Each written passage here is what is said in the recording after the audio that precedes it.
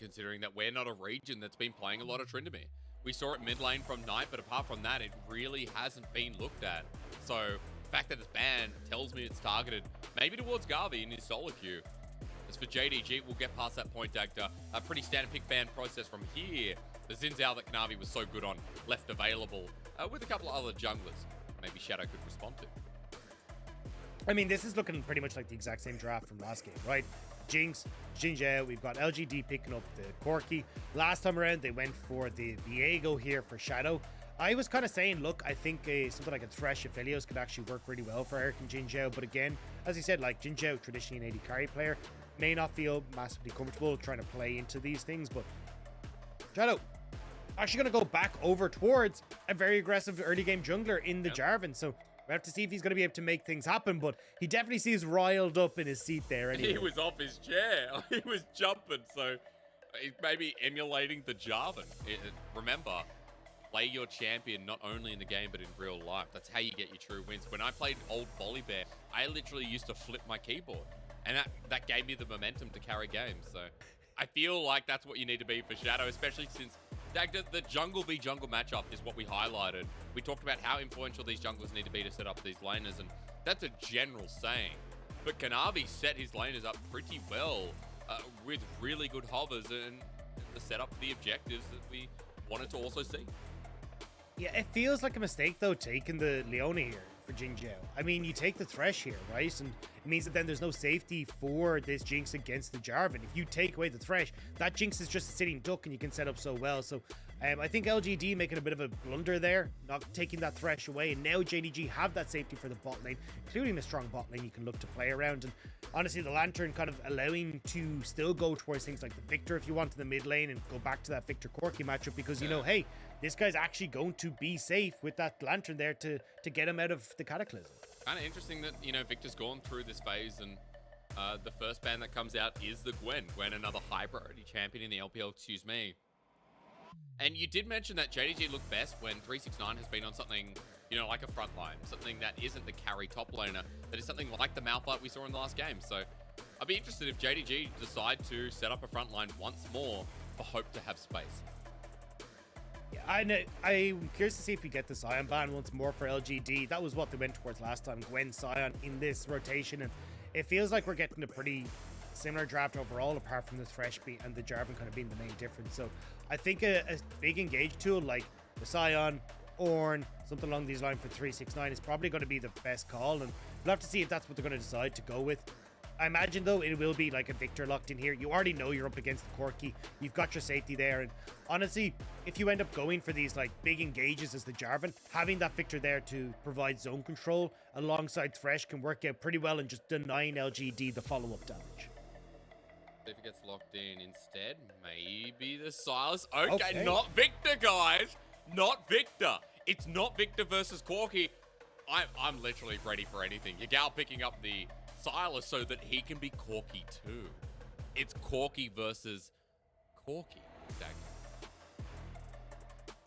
And it does mean that our JDG at least can look for a bunch of early skirmishes, right? Like JDG, like game one, they found their success playing through the fact you've got JinJiao alongside the Sylas, alongside the Lulu. Now you just add the Sylas and the JinJiao for that kind of double bruiser, skirmish heavy mid jungle duo. So it looks like JDG going to be playing a very similar style to what we saw in the last game. Whereas for LGD, they're just going back towards the double poke, right? You've got the Ziggs here, you've got the Corki. Let's see if you can just keep at range and use these both AP long range damage dealers to just keep JDG at bay. And maybe the Graves as well, something that can pivot between. Garvey's going to show us what he can do here debuting in 2022.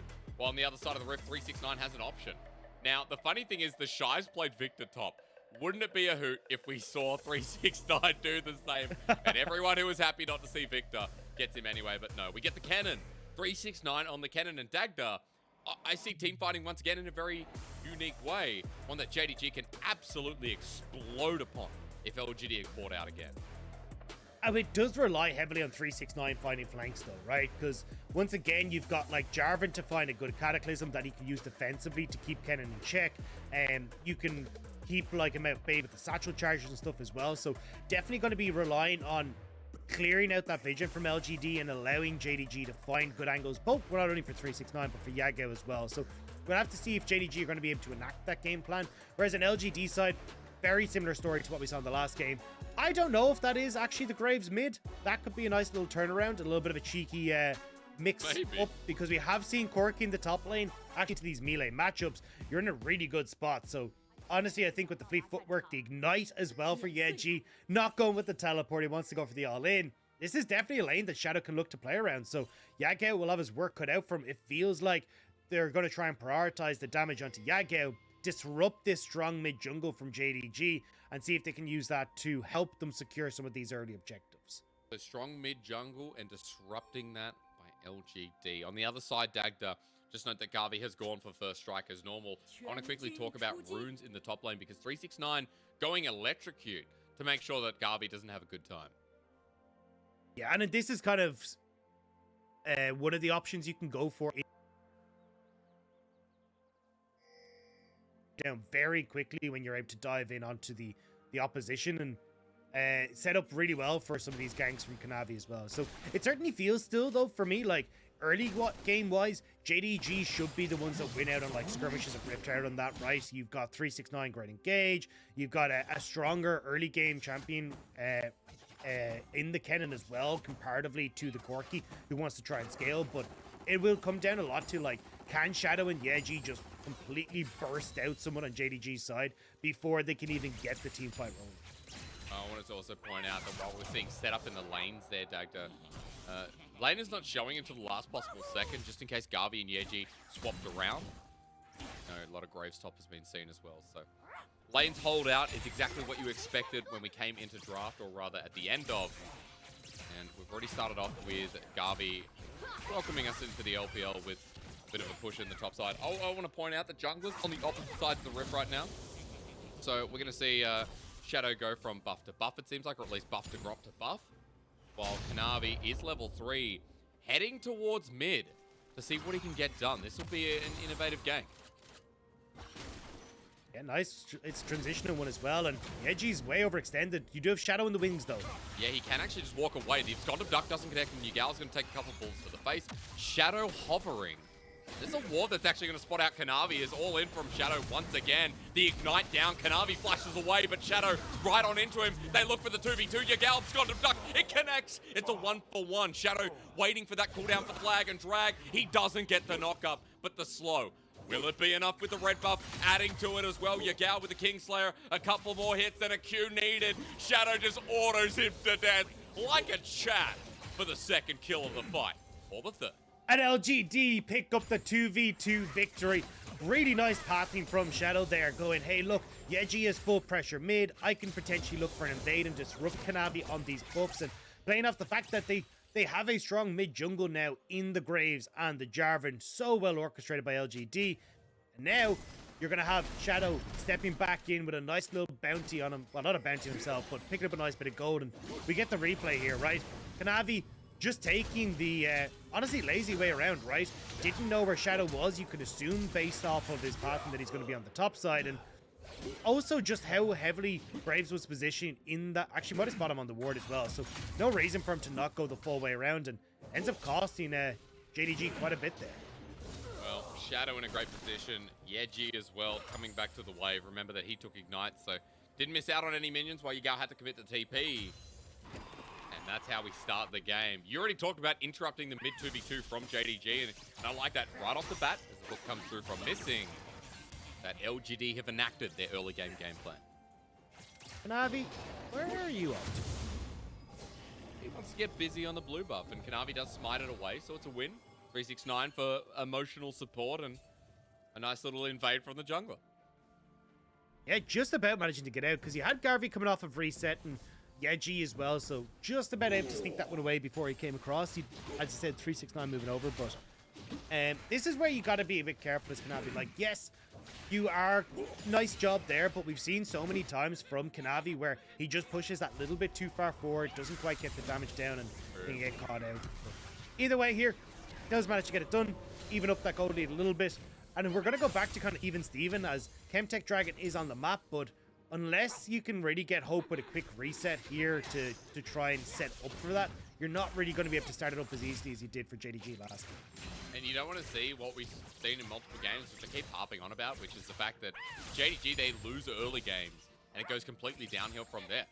It's the move from Kanavi in that mid lane that we've seen suspect so many times in many different games at the start of the split. As now JinJiao looks for the E, but as the Zenith Blade misses, Shadow will know he's on a ward shortly, and Kanavi coming in for the counter gank. That ward's going to expire. It's all about timing here for Kanavi as the flay away, but JinJiao going in, he's hooked, and Kanavi's going to be the sync up. Over to Hope, 1 kill as he gets excited. Shadow on the move out too. I'll just poke them down. Good kill here from JDG Dagda, and the fact is that Kanavi was there in the nick of time. And it's unfortunate for LGD as well. I don't even know if they wanted to fight really because Eric was out of mana. It felt more like it was just like, hey, look, let's support the push in, see if we can get Eric that reset without having to burn his teleport. And then maybe we can keep it for the Rift Herald that's in 2 minutes time. But unfortunately, read by Kanavi, especially with the nice ward for missing in the bush. So Kanavi comes down, they get the kill and deny a lot of those opportunities for LGD as Eric still stuck here with no mana in lane. He'll have to burn that TP to get back into this bot lane. Well, he's going to clear the way first, and for Eric, close to getting 6, I believe. No items in the inventory, hasn't reset as of yet. That's going to be the first back. That means he gets a lost chapter, so quite a bit of damage here on the Ziggs, but JDG have already started the dragon. Teleport being burned here, Dagda, but just for the sake of getting back to wave, as LGD have no one nearby. JinJiao went for a roam, and it's not near the dragon for now, so first objective of the game, once again, goes to JDG. And again, this is just off that bot lane pressure. The big question now is what happens in a minute's time, right? Because we said already that JDG, in theory, have a stronger trio on the top side, just in these early stages, but you're getting a good amount of poke down onto 369, and Shadow was hovering to see if he could go for the dive. May still consider it. Garvey, yeah, he's out of mana though. So Shadow wants to dive. It's going to be a little bit hard. And remember, in the LPL, we don't dive Kennen's Dagda. Do you remember why? You remember how many times we've seen Kennen survive a 1v2? I feel like you got to be precarious about this one. I would 100% agree. I also just know what we're like in the LPL. We never really know if people are going to play by the rules. Shadow, though, hovering, I don't think he got spotted moving into that bush. Has Cataclysm. Oh, and 369's forward as well. There's a slicing Maelstrom. Still gets a start on 2 members. He's like surprised Shadow was here as he flashes away. Garvey with one little tick. He survives. And now 2-0 Jarvan appears on Summoner's Rift.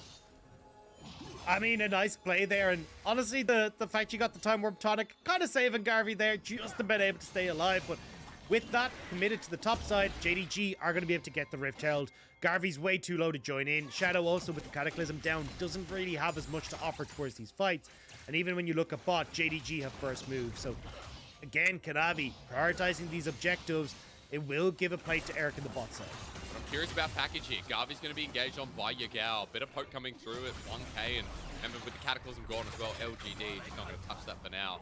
Yagao continues to take some poke. Garvey with the package isn't going to be able to do anything. And, you know, we saw the Dom tweet before. Let's throw the shout out in, Dagda. Package timing is everything, and pros and analysts like yourself and Orcs are like, we'll get upset if it's not used appropriately. There was some strong words there, and honestly, I agree. Like, package timing when nothing's up and available is a sin and should be punished. I agree. The good news, though, for LGD is that, as you said, Rift Herald was up there, maybe considering going for the fight, but honestly, I'm glad they didn't. This is actually a big learning from the last game, right? Where, yes, Shadow got this magnificent steal on Rift Herald, but other than that, they wouldn't have been able to fight. And again, we said LGD on the back foot when it comes to that top side of the map, so instead, they trade that objective for 2 turret plates already in the bottom side. And now if you're JDG and you commit members, say, to the top side of the mid lane to try and use that Rift Herald, you can have an answer from LGD on this bottom side where they can respond with the Ziggs damage onto the turret. Looks like, though, Kanavi wants to inspire hope once more and is going to move down towards this bot side while you get the reset from LGD. I mean, Hope's almost 20 CS up, so you can talk about those 2 bits of turret plating, but remember, that was shared gold, and for Hope as he gets hit with a Mega Inferno Bomb on just the edge, Inferno Bomb, sorry, not bum. JDG are able to pick up only 1 bit of turret plating. The gold lead still stands, rather the 80 carry lead still stands. 300 in the lead for Hope.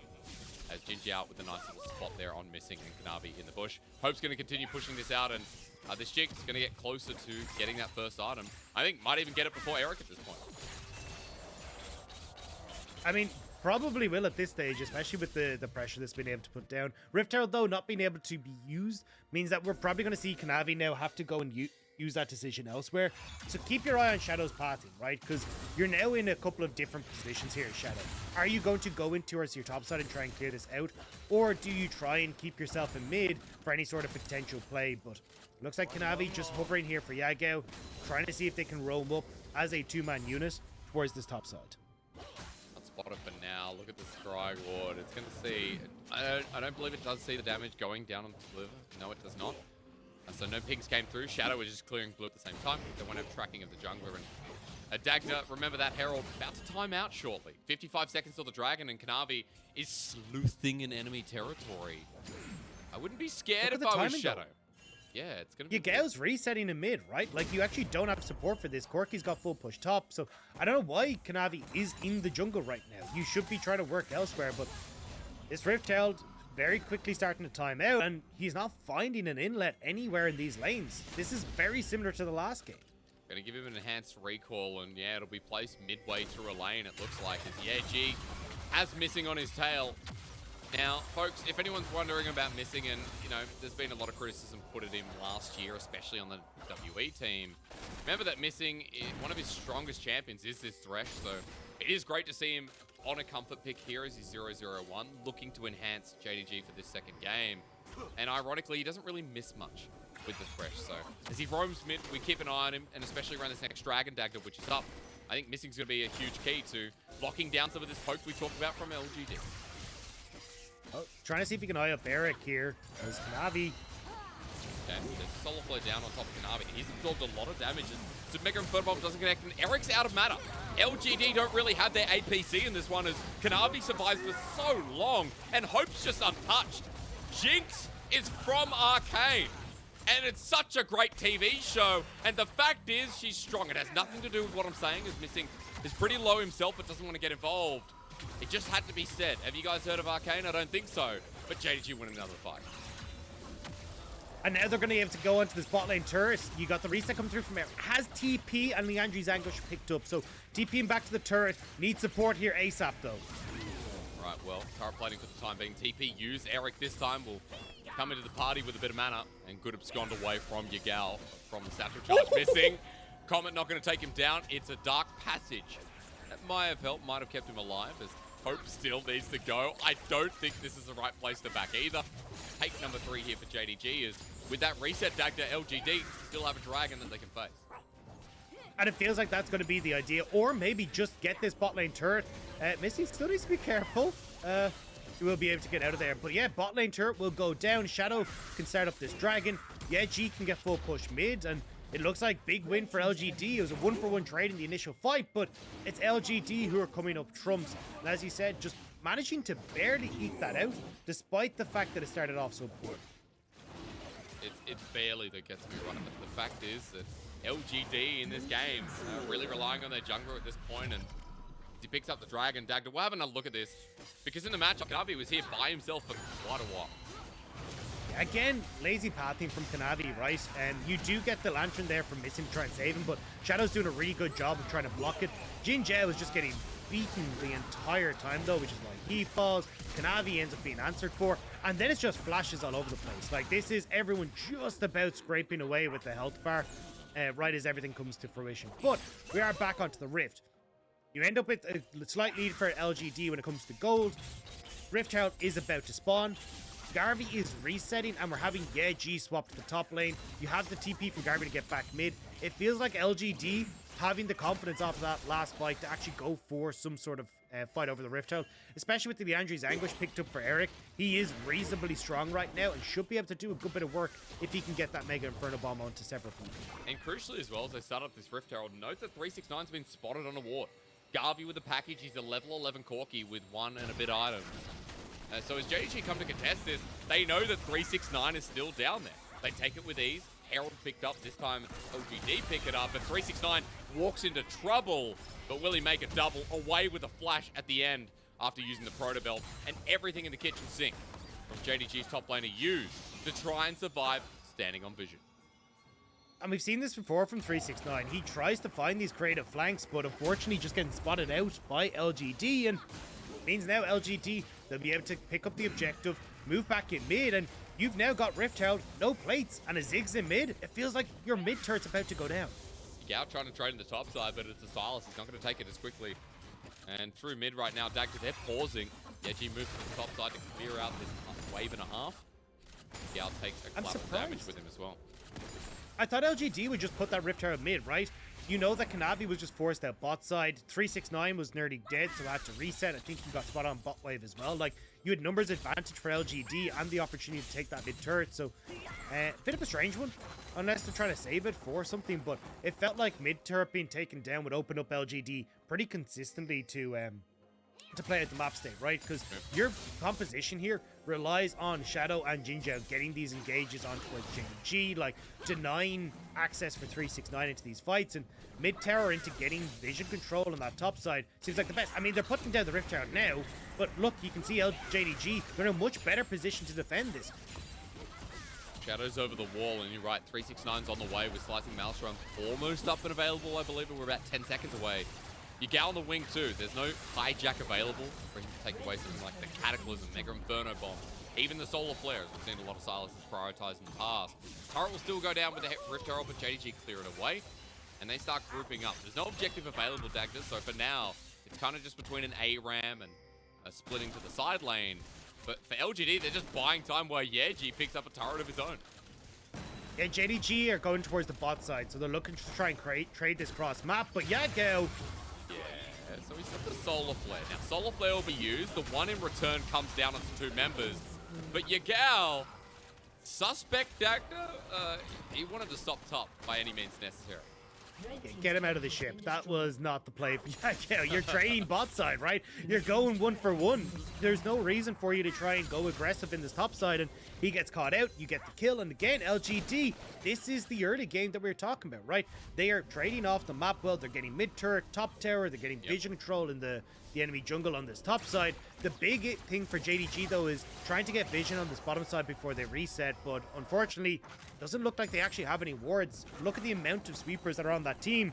It doesn't enable you to actually set up a deep flank ward for the likes of 369. Getting control wards coming through, but you're right, there's really not many available. We can't teleport to a far side alteration as well. And we've got 45 seconds until that dragon where we want to see 369 make the flank play. And Dagda, coming up to this one as well, we've got one dragon apiece, but it is an Infernal Soul. And with how you mentioned LGD's comp wants to operate with keeping space by means of Shadow, JinJiao, using the poke from Eric and Garvey, and Yeji playing in that mid space, it does feel like heading towards an Infernal Soul is so big for LGD, especially when they hold the reins of 3,000 gold in this mid game. I'll pause. Let's see how Kanavi gets Shadow, because that's the jungler.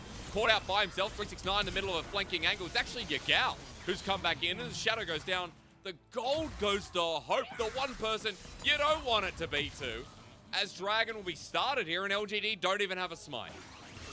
Shadow just got out completely on his lonesome, and really nice job from Yagao to draw the attention of the rest of LGD, so Shadow can't get help. Now, though, LGD trying to posture. 369 is still on that bot wave, so they know it's a 4v4 for the moment. Well, they don't get the steal, and it is Hope once again who picks up this objective. JDG running away, and right back into this one with infernal stats too, with a 3-0 Jinx, who just received a mighty large shutdown. Hope is going to be like he was in game 1, Dagda. He's going to be a Jinx who's, you know, repping the name. Yeah, we'll see here. Shadow just EQ combo in, and LGD leave him. They see the TP coming in from Yagao behind them. They don't know whether it's 369 or Yagao, so they just decide to back it on up. So LGD, unfortunately, just going that bit too far forward, and it cost them.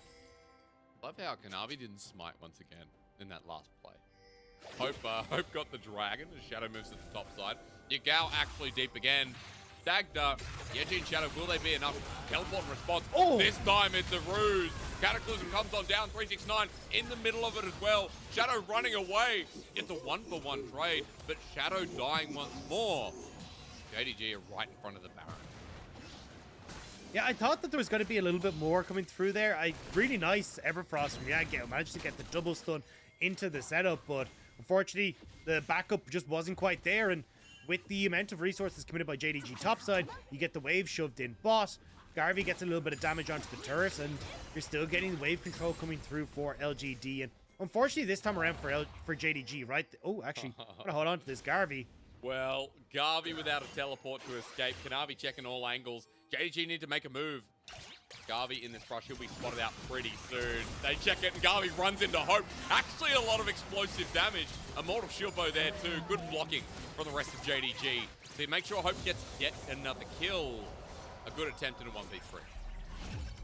I mean, Garvey was a long way from home on that one and ends up getting caught out. But I thought here, Yagao, you can see, right, double lockup into the Cataclysm. Thought it'd be enough damage, especially with Kanavi on the way, but Shadow just gets burst out so quickly by 369 ult and the rocket from downtown, so not able to escape away.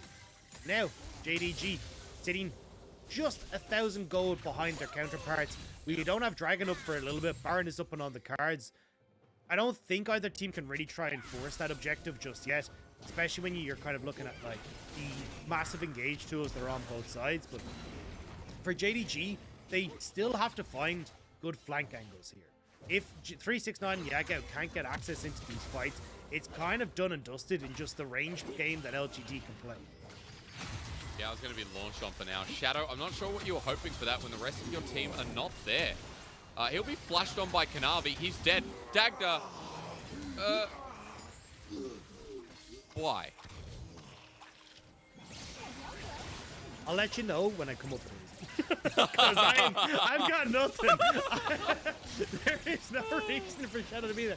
Yeah, G is bot side. He's got no TP. You're not trying to fight this. I'm like, all right, bud.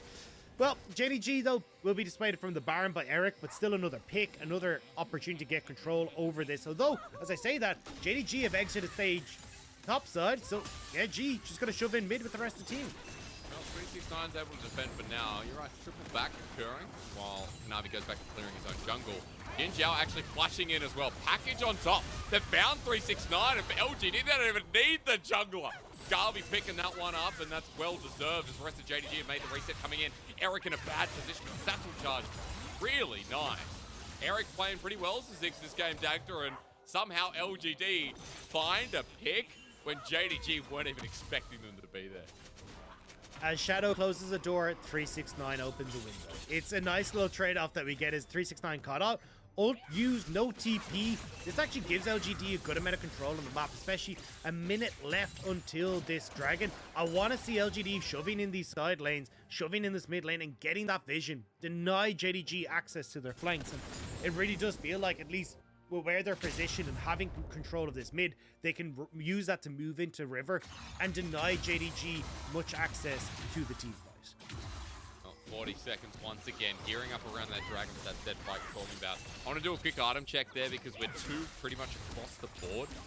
Bar Shadow there in the jungle as well for Kanavi. We've got a Zhonya's Hourglass on Yagao for the resets and Sylas, so 2.5 for the Jinx too. And even looking at Eric, you can see we've got a Morel and Omicron there, Dagda, with a tier that's still stacking at 23 minutes in the game. But JDG are first here in the river. LGD have the inside track to mid. They're like, forget the dragon. Let's just get some more gold. They've even got a Corki top. Yeah, I mean, this is going to be third dragon, though, for JDG. So unless they can get 2 turrets out of this, it's not really going to be useful. But they're just trying to trade it for position on Baron. And makes sense, right, when you can kind of get Shadow and JinJiao to set up. But they're not really in a position to trade. So top tower, which was already kind of going to go down. Garvey had TP to join the fight. It feels weird to just gift third dragon across. I mean, maybe LGD think they're further behind than they actually are, but like they're ahead. I mean, I was gonna say, you also think about the fact that they needed that mid wave, and Yagao just took the mid wave, so that LGD couldn't get the 2 turrets you're talking about. And now for JDG, Salt Point, you just mentioned 4 minutes 30 until that comes around. They may be 3,000 gold behind, but you talked so heavily about this team fighting team, and we know that the Jinx is in a mighty fine position to carry in this mid to late game with how JDG is set up. And again, it feels like this is the latent issues with LGD, right? Not really understanding where they're supposed to be in the mid game, how they can play at the map, and this time it comes back to bite them. They don't really understand that they could actually have control over the objective if they go and set up. They're then nervous that 369 and Yagao can potentially find flanks, so they just ditch the third dragon completely. And as you said, Inferno Soul, like this works so well for JDG's side, and even more so for LGD if they could get it. But if you're not going to fight for it, there's no hope you're ever going to have that opportunity. I mean, it's just amazing to watch this series. And, you know, we look at the issues with both of these teams, and in the LPL, we try to be realistic, because at the end of the day, with 17 teams, not every team is going to be godlike. Not every team is going to be the team that's fielding Uzi. As 369 walking here with the flag and drag, he senses something's up. Backs away immediately. But Dagda, as I was saying, you know, with LGD and JDG, they've got very obvious problems at the moment. They've shown them in this whole series. I'm glad we've seen improvement here and there. I'm glad that JDG have cemented some of their early game errors, especially in that first game. For LGD, you know, even some of their fighting, like, we want to see that in the mid game. We want to see how they can get around these objectives, especially this Infernal Soul. That was one of the issues we talked about at the start of the day, where LGD didn't know how to properly team fight in comparison to some of these other LPL teams. It just didn't join together. And now you're going to have to try and team fight again, right? Like, you've got Baron that's up on the cards. You're trying to trade side lanes. And, like, use the fact that Garvey is pretty strong, right? He's gone this crit build. But you just don't really have the power to go against it. Now, LGD maybe trying to see if they can max up with this, or meet up with this wave on the bot side. But it looks like they're going to keep pushing mid, trading 2 tier 2s for that tier 1. Despite the fact we were kind of complaining about them, they actually get a good trade there. Yeah, LGD opening up the map even more. Ping's going down. Look at the TP. That is Yagao off on the wing. And he's TP'd to the backside of a minion. Level 15 Sylas. Now it's going to be starting to drop, so... Alright. Will that TP use, Dagda?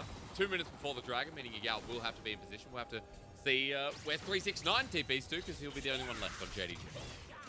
It does feel like that's more of a position for Baron TP, right? Get back out onto the map fast so you can actually threaten the vision control, especially as you're getting resets coming through from LGD. So JDG may look to start like posturing and at this Baron, see if they can bait LGD to come into river, because look at the vision control that's in behind a LGD. That is perfect for a 369 team. It really is. We want to see that Kennen flank. He's been caught out up in that top lane as we saw, or sorry, excuse me, the bottom lane. And then it was up towards the top side where Kennen was once again found. So for 369, excuse me, near the base. For 369, we haven't seen that TP flank come through yet. We haven't seen 369 in a great position. But for LGD, we haven't seen the Baron started before. Now, 27 minutes in the game, they're over the wall. They went over Scuttle. And JDG can't see this, Dagda. I mean, Kanavi's just got to clear out. They have to spot this, right? I mean, you don't have a ward to check over the pit. They're just going to keep Kanavi there. Be late. Now, He's gonna be maybe. Late. Super Mega Death Rocket blocked as well. Would have been helping leashing the damage, but at 2k, 1k is gone. LGD with a super sneak for 369. Wait, there it is! There it is! Onto one, now two. Eric's dead. The hook lands. Make it 3. Shadow at low HP. Forget the Baron sneak. When 369 finds that flank, LGD go crushingly home.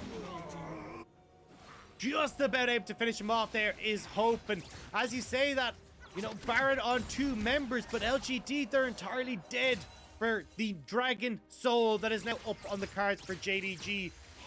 I don't know what LGD's read on the current state of the game is, but they are actually able to fight JDG. Like, they've been able to fight them for a large portion of this game, as long as they just keep their flanks in check. But LGD feel like they've been in desperation mode for the last 10 minutes. And now, because of that, JDG, the third dragon they picked up without contention, they'll get the soul without contention. And it's only 2 Baron buffs in LGD that are going to fade in 2 minutes time. It's not really going to be up to JG. It might not even be 2, Dagda. Yeah, G gets an explosive rocket. Yagao with the real collateral damage. Huge shutdown. Now only 1 Baron buff. And Dagda, let's come back to what you just said. LGD in desperation mode. They've been up 3,000 gold for the past 10 minutes. Yeah, and this call, like, is all well and good if you're just going to leave Shadow and Yeji, right? But the second you all group up like this, it's perfect for 369. We already said the JDG had already set up the vision control behind them. And JDG, like, don't get me wrong, they shouldn't have given up the space that they had on Baron and allowed LGD to go for this, but LGD ended up just giving them the recover right off the bat. Well, Dagda, we come back. JDG still 3,000 gold behind, but they have an Infernal Soul. Infernal Soul on this team that wants to continue fighting. 3-item Jinx, 3.5-item Sylas. We're getting towards Banshee's Veil for his 4th. And Yagao, Hope, the people that I'm talking about, really strong at the moment. Dagda, we're going to be looking at Elder soon enough as well in about 5 minutes. And the Baron buff in our top right for LGD is a negative Baron power play because of all those picks we saw on our screen. At least the good news for LGD is that they still have a decent amount of wave pool, right? Ziggs and Corki is not going to make it easy for JDG to actually push through. So it kind of feels like for JDG's side of things, they're the ones that actually need to pick up a Baron. And with most of the outer turrets still standing, it's going to be a long haul for JDG. So LGD have their backs up against the wall now. They are going to struggle, but there's still plenty of opportunities for them to find moments in this game to come back, especially an Elder Steal, a mishandling of the Baron by JDG. LGD can still get a ton of poke and damage off if they can find those fights. And I was also going to say, it's like last game where they can still use their poke, they can use their wave clear, and make it really hard for JDG to siege. All 5 members in this bottom lane. The turret going down very slowly as the Solar Flare combines through the collateral damage as well. Finally, JDG get through as Yagao starts poking them down with his stolen barrage. In a turret once more. JDG only 2,000 gold behind at this point. Baron's expired for the one member it was still left on. I believe it was Garvey. And 2 minutes 35 till the next Baron Dagda. 3 minutes 30 till the Elder. It doesn't really line up. There's a minute between both neutrals. But I'm curious to see this next fight because you're still talking up LGD. You're still saying that there's hope in the tank. They've still got a gold lead, despite them feeling like they've had no control for the past 15 minutes. And their late game scaling is really good, right? Like, you've got the Corki there, going the crit build, not going that poke build. So this Corki, especially once this Infinity Edge is completed, is really going to hurt. Same when you look across Eric, 3.5 items, 30 Void Staff completed. He's in a good spot, and you have a strong front line in Shadow, JinJiao, G being able to kind of play those beefcakes, but it is just hard, right? JDG's side, you look at Hope, 4 items completed, and Yagao finding JinJiao. Trying to zone them off because mid turret's been standing for 32 minutes, guys. Finally, the tier 1 will drop on down as Yeji's the next target. Hope getting excited, and excited is only the beginning of that one. The damage starting to ramp up. 4 items now complete here. And I'd be scared of JDG's AD carry. The AD carry that's now got a red buff to boot. Level 16 too, Dagda. You did talk about good scaling here for LGD. We've also talked about it for JDG. So again, warm me up to this fight that's coming up with the Baron, with the Dragon spawning within 2 minutes. And what I should be looking out for from JDG is it still relying on a flank from 369. Yeah, I think the nice thing for 369 now is that he will have his flash available, right? So he's not as heavily reliant on a flank position to try and set this up. Can just try and jump on towards LGD, but huge amount of flashes up on LGD side as well. So it will be tough to try and keep all of LGD in that little bubble of damage. The big thing for LGD, it feels like it's on Shadow and JinJiao, right? Deny access from 369 and Yagao onto the key carries. And if Eric and Garvey can get onto pretty much anyone on JDG as their CC, they can blow them up. It's just a case of having this good front-to-back fight where JDG can't really get access to Garvey and Herald. Okay, so keeping that space again, I like it because Shadow and JinJiao was a condition for you where they're engaging or they're creating the space. And also like that Yeji, the Graves in the mix, you know, we've been talking about what he can do being in the middle of that. As Yagao takes a Solar Flare. JDG moving towards the Baron first, 10 seconds until it spawns. No shenanigans to be had by LGD. As this time around, they're the ones that have to check it. They're the ones that have to walk into Fog of War. And now with 369 on the top left-hand side of our map, LGD begin their pursuit, begin their movement. JDG have already started the Baron. Again, though, you can see, as look, package in the base, 369 here on the flank. Yeah. They go on him. Well, they got him slicing Maelstrom, and that's a 3. Once again, picked on out. JDG have to back away from the Baron. Who needs a package when you find the little Kennen behind enemy lines? Still going here. Baron low. Don't 50-50. Don't 50-50. Kanavi gets the steal. Of course he does. Why did we 50-50 again in this series? Kanavi gets his redemption arc down in the middle of the fight. Look at the poke coming through from Garvey in the backline. LGD have bought their space, but Yagao buying his time. In the backline, Hope still readily alive. But LGD trying to use that range advantage we talked about with Missing and Hope, the only ones left alive. Dagda. Did Shadow not learn from when he stole the Baron in game 1? I mean, look, we're burger flipping all day in the LPL. There's way too many of them to worry about. And now, with JDG having to reset, we end up with the TP coming in from Garvey. This could be Elder Dragon. So, Baron versus Elder. Elder's going to be able to do more against JDG's Baron for quite a bit. Well, it's going down to 3k and no smite, no way. The ulti. Oh, okay. Jesus. Eric secures it at 36 HP. Why are we doing this and why is it so anxious? Anxiety ridden. Not even close. What are you talking about?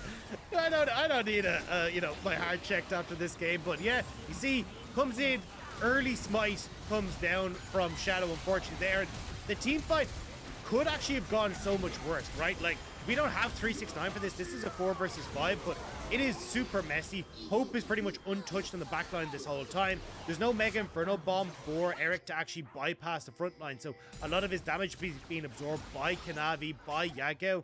So it really wasn't the best of situations for LGD, but this Elder Dragon definitely going to help them, even if it's only on 3 members, to try and subdue JDG on this Baron. It's literally the same time. Okay, it's not literally. It's 20 seconds difference between the same time as Baron and Elder, which, by the way, this Baron at the moment is negative, guys. Minus 50 gold at the top of your screen. So this game, continuing to bring out doozies as Garvey once again has a package.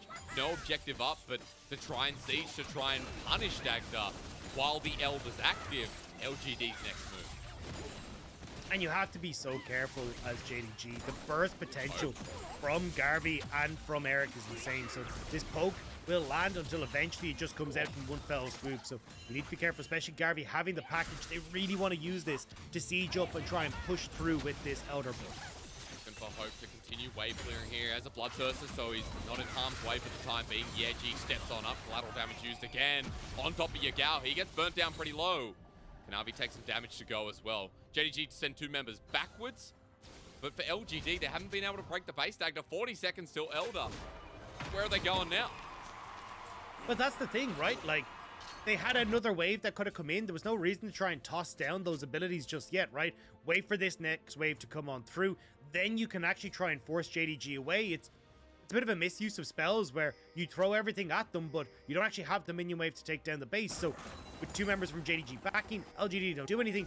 And we're back to the waiting game, Hysterics. Like, it doesn't feel like LGD have been able to do much, and JDG are going to have to wait until the Baron comes up to try and draw this wave clear heavy stall from LGD out of the base. This is just, I'm not sure, Dagda. It's something. Elder's going to expire, 3 minutes 30, and you bring up a pretty good point, you know, that there was a lot burnt down from LGD, so I guess they backed away knowing that the package had expired, that Yeji's ulti is down, Eric as well. But for LGD, not able to crack the base on the Elder means the game is going to go for an extra 4, 5 minutes. Depending on what happens in the next one. Dagda, look at the timers. Once again, 50 seconds the difference. Thank you for the red buff, thank you. 2 minutes until Baron, 3 minutes until Elder. We're just going to do this dance again. And I mean, look, this doesn't really fill me with confidence for either team, right? Like, we were kind of looking today going, hey, JDG, you've had a rough split, like, so far. The 2 series you had, not the easiest of opponents in EDG and RNG, but now that you're up against a struggling LGD, and we're not getting these, like, clean victories at all, everything is looking super messy, it doesn't bode well for JDG, and for LGD, there's a plethora of mistakes that we're seeing, and miscommunication, and not being able to find successes in the mid game, trading this Elder Soul for a top tier 2. Like, I don't know. This really doesn't look like the old school teams that would put fear into. Yeah, definitely not. Of course, the Infernal Soul that JDG have been harboring for the time being feels like it's going to show its value in the next fight if we do finally get that 5v5 that JDG have been gearing up towards. I know we saw it in front of Baron, folks, but remember as well, off the back of the Baron play, LGD were just poking down, and for JDG, they didn't get to collapse. Shadow in a bit of trouble. Gale forces away. No Cataclysm or Flash from Shadow. Hope still had his available, so... In fact, actually, maybe it's only coming up now. I saw the little white tick, and yeah, Hope didn't have Flash available, so... Really hard timing to pick, and Dagda, 50 seconds. LGD in the river first once again, with 45 seconds until Baron makes his presence known. Again, look at 369 though. He's already snuck his way in behind enemy lines, and LGD just don't have the vision for this. 369, this could be gorgeous over the wall. The timing's so good. Look, he said over the wall, I'm waiting for it, but he only hits JDG. Hasn't made the flash, but hits over the wall, doesn't matter. 369 ulti is value target, but for Hope, he's in the middle of the fight, and that doesn't matter either. JDG are given on a platter, because LGD ran into them once again. Triple matters not. Hope cleans it all up, and JDG are running it home. JDG find the great engage. LGD not able to keep them at bay, and now, with the 2-0 win, JDG will knock down LGD. I mean, this has been a series, Dagda. The death dive is massive, so, you know, JDG will get a 2-0. But when scholars talk of this day, they will not say it was a clean 2-0. They'll say the series was something else. But JDG, the series win, gives them momentum, gives them hope. And really, we'll talk about hope the whole series long. They finally destroyed that next. I mean, JDG win is on your screens, but I don't know about if I'd be confident after that one. I mean, this looked messy from honestly start to finish, right? Like, weren't able to get control over the early game, and we saw one or two mistakes from Kanavi where he was really trying to push the envelope and got punished for